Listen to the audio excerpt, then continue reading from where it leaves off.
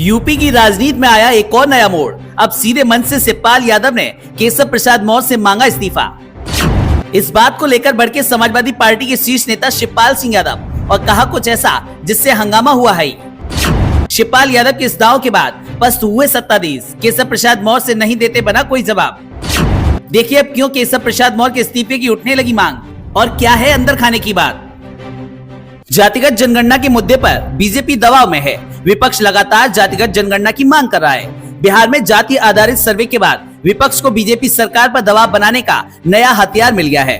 उत्तर प्रदेश की सियासत में भी जाति जनगणना की मांग हावी है।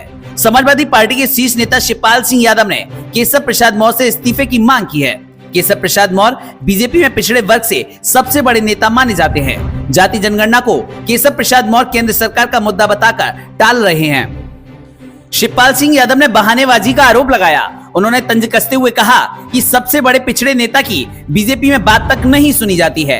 ऐसी स्थिति में पिछड़े वर्ग के सबसे बड़े नेता को बीजेपी से खुद से अलग हो जाना चाहिए। उन्होंने मुख्यमंत्री योगी आदित्यनाथ से केशव प्रसाद मौर्य के इस्तीफे को फौरन स्वीकार करने की अपील की है। सपा के वरिष्ठ नेता ने मुख्यमंत्री योगी आदित्यनाथ को सुझाव दिया कि केशव प्रसाद मौर्य की जगह पर पिछड़े वर्ग के किसी दूसरे शख्स को मंत्री बनाया जाए। उन्होंने कहा कि दूसरा मंत्री ऐसा होना चाहिए जो पिछड़े और दलितों के लिए काम करने वाला हो। बता दें कि प्रधानमंत्री नरेंद्र मोदी ने विकसित भारत संकल्प यात्रा को संबोधित करते हुए 4 जातियों का जिक्र किया। उन्होंने कहा कि देश में सिर्फ 4 जातियां गरीब, युवा, किसान और महिलाएं हैं। विपक्ष की मांग का जिक्र किए बिना पीएम मोदी ने कहा कि इन 4 जातियों के उत्थान से देश का विकास होगा।